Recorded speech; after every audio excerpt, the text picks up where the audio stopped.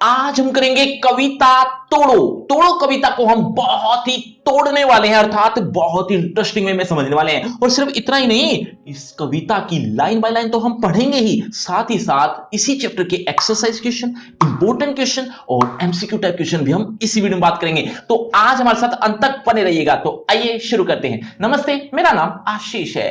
देखो बच्चों, इस कविता के कवि हैं रघुवीर सहाय। इस पूरी कविता में कवि ने क्या बताया है, एक बार जल्दी से एक दो लाइन में सुन लो, ताकि जब मैं लाइन बाय लाइन पढ़ूं तो आपको वो कविता अच्छे से समझ में आए।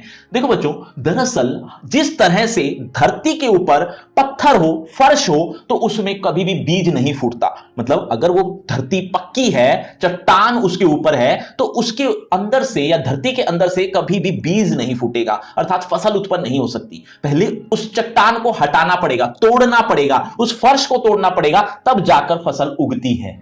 ठीक इसी तरह से हमारे मन पर भी एक चट्टान अड़ी हुई है। हमारे मन पर का मतलब ज्यादातर लोगों के मन पर वो चट्टान है जातिवाद की। इसी तरह की जातिवाद कह लो या पुरानी परंपराएं कह लो, उसमें हम उलझे हुए हैं।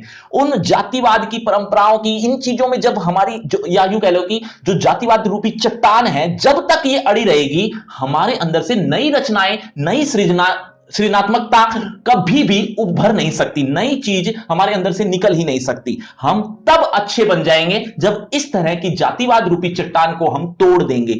उस वक्त हमारे अंदर से बीज फूटेगा। किस तरह का? सृजनात्मकता का बीज, या यूं कह लो क्रिएटिविटी का बीज। तब वो फूट पाएगा। यही बात इस कविता में बताई है। यह ध्यान से समझो कि धरती को तो चट्टान कहा है, और सॉरी, धरती में जिस तरह से चट्टान होती है, ठीक ऐसे ही मन पर जातिवाद की चट्टान है। धरती पर चट्टानें जब हट जाती हैं, धरती से जब चट्टानें हट जाती हैं, तब उसमें से वो बीज फूट पड़ता है। और मन पर से जब जातिवाद हट जाता है, या इस तरह की पुरानी कुरीतियों को जब हम हटा देते हैं, या बुरी कुरीतियां कह लो जिनको, बुरी कुरीतियां जब हम हटा लेते हैं, तो हमारे मन से एक अच्छी भावनाएं उत्पन्न होती हैं। यही इसका उद्देश्य है इस कविता का। ज्यादातर आप समझ चुके हो, थोड़ा और अच्छे समझ जाओगे जब लाइन बाय लाइन पढ़ोगे। देखो, तोड़ो तोड़ो तोड़ो, ये पत्थर ये चट्टाने, ये झूठे बंधन टूटे। बच्चों, कवि कहते हैं कि तोड़ दो। क्या तोड़ दो? ये पत्थर और ये चट्टाने, धरती के ऊपर ये जो पत्थर और चट्टाने हैं ना, ये तोड़ दो, तब जाकर बीज निकलेगा।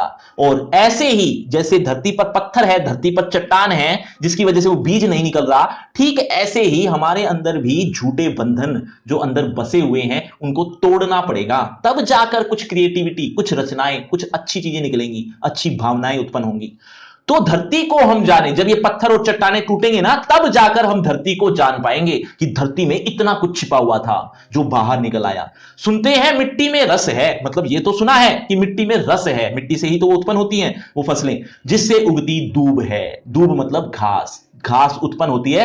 ये मिट्टी की ही विशेषता होती है, मिट्टी में ही रस होता है, तब जाकर वो घास उत्पन्न होती है। अगर उसके ऊपर, यानी मिट्टी के ऊपर या धरती के ऊपर अगर चट्टान हो, तो वो दूब, वो घास, वो फसल कहां से उत्पन्न हो? अपने मन के मैदानों पर व्यापी कैसी ऊब है। मतलब हमने अपने मन के मैदान पर व्याप कर रखी है, यानी कि फैला रखी है। क्या? ऊब को। ऊब का मतलब उदासी। उदासी को या बोरिंगनेस को हमने कैसे फैला रखा है? कहां पर? अपने मन के मैदान पर। यानी हमारे मन में उदासी सी छाई हुई है, एक उदासी सी फैली हुई है, या एक बोरिंगनेस आ गई है। वो किसकी वजह से? क्योंकि हमने झूठे बंधन अपना रखे हैं। आधे आधे गाने अपना रखे हैं। क्योंकि जब इंसान खुश होता है ना, तो पूरी कविताएं, या पूरी कविताएं कह लो, पूरे गाने कह लो, वो पूरा गाना गुनगुनाता है। लेकिन हमारी रचनाएं हो ही नहीं पाती। क्यों? क्योंकि हम जातिवाद में उलझे हुए हैं। नई नई रचनाएं कहां से हों? इसीलिए आधे आधे गाने ही बन पाते हैं, पूरे गाने नहीं बन पाते, पूर्ण रूप से हम खुश नहीं हो पाते। आगे देखो, तोड़ो तोड़ो तोड़ो, ये उसर बजर तोड़ो। अब इनको पढ़ाने से पहले बच्चों, कवि का नाम मैंने क्या बताया था, ये पहले कमेंट करो। देखना चाहता हूं कितने बच्चे बहुत ध्यान से सुन रहे हैं मेरी बातें। देखो, तोड़ो तोड़ो तोड़ो, पर इससे पहले शब्दार्थ भी साथ साथ देख लो। उसर बंजर का मतलब होता है अनुपजाऊ जमीन, जहां पर कुछ नहीं उग सकता। तो कवि कहता है कि तोड़ो तोड़ो तोड़ो। क्या तोड़ो? ये उसर बंजर यानी अनुपजाऊ जमीन को तोड़ दो। जहां पर अनुपजाऊ जमीन है, क्यों है अनुपजाऊ? क्योंकि वहां पर पत्थर होंगे, वहां पर चट्टाने होंगी, कुछ ना कुछ तो रहा होगा, मिट्टी तो दिख ही नहीं रही अच्छी से, तो इस वजह से वो फसल उत्पन्न हो ही नहीं पा रही। इसीलिए उस अनुपजाऊ जमीन को तोड़ दो। ये चरती परती तोड़ो, ये चरती परती तोड़ो और सब खेत बनाकर छोड़ो। ये जो चरती परती जमीन है ना, मतलब जहां पर लोग कुछ ना कुछ डाले हुए हैं, मतलब कचरा वगैरह या पशुओं के लिए चारा वगैरह, इस तरह की चीजें जब डाले हुए हैं तो फिर कहां से, मतलब वो यूजेबल हो रही है। यूजेबल किस तरह से? अपने मानव अपने स्वार्थ के लिए कुछ ना कुछ कर रहा है, उसकी वजह से वो जमीन उपजाऊ हो ही नहीं पा रही। इसीलिए कहा है कि सब कुछ तोड़ दो और खेत बनाकर छोड़ दो, अर्थात खेत उत्पन्न कर दो। और वो तब उत्पन्न होंगे जब ये चरती पड़ती जमीन टूटेगी, उसर बंजर जमीन फट जाएगी, तब जाकर वो खेत हो जाएंगे। आगे देखो, मिट्टी में रस होगा ही जब वह पोसेगी बीज को। बच्चों अब आगे क्या लिखा है वैसे तो आप समझ गए हैं एक इस लाइन का अर्थ, लेकिन फिर भी समझाता हूं। लेकिन उससे पहले दूब का अर्थ मैंने अभी थोड़ी देर पहले ही बताया था, एक बार जल्दी से कमेंट करके बताओ। देखना चाहता हूं कितने बच्चे अभी तक भी बहुत ध्यान से सुन रहे हैं मेरी बातों को। आगे देखो, मिट्टी में रस होगा। अब मिट्टी में रस होगा ही, ऑब्वियस बात है, जब वह पोसेगी बीज को। अब बीज को अगर वो पोस देती है, कौन? धरती। धरती जब बीज को पोस लेगी यानी पाल पोस लेगी, तो ऑब्वियस बात है ना, तब तो पक्का ही है कि वो मिट्टी में रस है, मिट्टी में रस होता ही है। वो तो हमारी ही गड़बड़ हो जाती है, हम उसके ऊपर चट्टान रखे हुए होते हैं। हम इसको क्या कर डालें, इस अपने मन की खींच को। अब आगे जो दो पंक्तियां है ना, उसमें कवि ने बताया है कि अब हमारे मन का हम क्या करें, जिसमें इतनी उदासी इतनी निराशा छाई हुई है। अब इसका हम क्या करें? इसके लिए भी हमें वही करना होगा, क्या? जिस तरह से मिट्टी को हटाकर या चट्टान को हटाकर मिट्टी को खोदा जाता है, जिसको गुड़ाई कहते हैं, गुड़ाई करना, तो वो गुड़ाई की जाती है। इसी तरह से हम अपने मन की गुड़ाई करें, मन को भी खोदना पड़ेगा, मिट्टी को हटाना पड़ेगा, तब जाकर हमारे मन की जो उदासी है ना, वो अलग हो पाएगी, दूर हो पाएगी। या यूं कह लो कि हम अपने मन में नई नई रचनाएं कर पाएंगे, नई नई सृजनाएं कर पाएंगे। यही बात लिखी हुई है इन दो लाइन में, देखते जाइएगा, सुनते जाइएगा। हम इसको क्या कर डालें, इस अपने मन की खींच को। मतलब अब हम इसका क्या करें, किसको? अपने मन की खींच का। मतलब अपने मन की खींच का क्या करें हम? उदासी। खींच का मतलब होता है उदासी या निराशा। हम अपने मन की जो उदासी है, निराशाएं हैं, अब हम इसका क्या करें? इसके लिए हमें गोड़ो गोड़ो गोड़ो, हम गोड़ों का मतलब होता है गुड़ाई करना।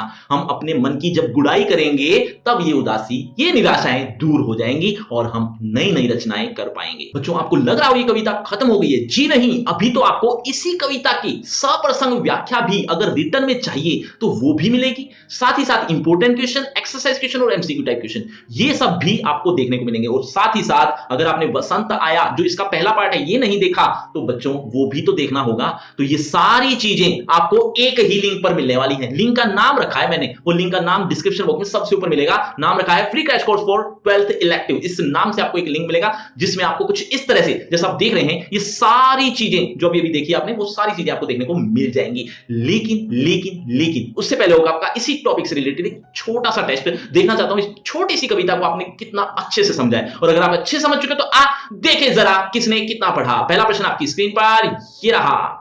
मानव जीवन की उन्नति में क्या बाधक तत्व है? बच्चों हर प्रश्न के बाद आपको 5 सेकंड मिलेंगे आंसर देने के लिए। आप अपना आंसर कमेंट करते रहना, एंड मैं देखना चाहता हूं किसके कितने आंसर ठीक हुए। मानव जीवन की उन्नति में क्या बाधक तत्व है? आपके ऑप्शन आपकी स्क्रीन पर। ए मन की सबलताएं, बी मन की दुर्बलताएं, सी मन का विश्वास, डी उपरोक्त में से कोई नहीं। आपके 5 सेकंड, 5 4 3 2 1 0। सही उत्तर है ऑप्शन बी, मन की दुर्बलताएं। चलिए बच्चों अगले प्रश्न की तरफ। अगला प्रश्न, तोड़ो कविताओं में धरती किसका प्रतीक है? धरती किसका प्रतीक बताई थी?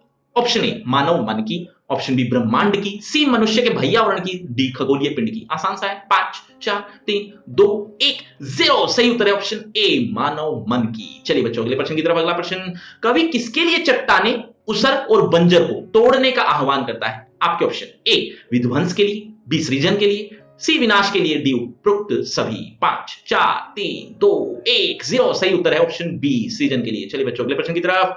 कवि किसे तोड़ देने की बात करता है? आपके ऑप्शन ए पत्थर को, बी चट्टान को, सी झूठे बंधनों को, डी जीवन के अवरोधों को। 5 4 3 2 1 0। सही उत्तर है ऑप्शन डी जीवन के अवरोधों को। बच्चों ये है आपका रिपोर्ट कार्ड, ध्यान से देख लीजिए, पढ़ लीजिए। और हाँ, आपके टोटल मार्क्स कितने हैं ये कमेंट करना मत भूलना। और आपकी क्लास से रिलेटेड फ्री क्रैश कोर्स आ गया जो कि बिल्कुल फ्री है। लिंक आपको डिस्क्रिप्शन बॉक्स में सबसे ऊपर मिल जाएगा। इस लिंक में आपको A to Z syllabus, complete syllabus एक ही लिंक पर आपकी क्लास से रिलेटेड मिल जाएगा। लेकिन आपको जरूर क्लिक करना चाहिए, क्योंकि आपको क्लिक करने के बाद कहीं भी भटकने की जरूरत नहीं पड़ेगी। और अगर आपको मुझसे पर्सनल बातचीत करनी है तो सभी सोशल मीडिया के लिंक डिस्क्रिप्शन बॉक्स में है, आ जाइए बातचीत करते हैं। शुक्रिया, धन्यवाद।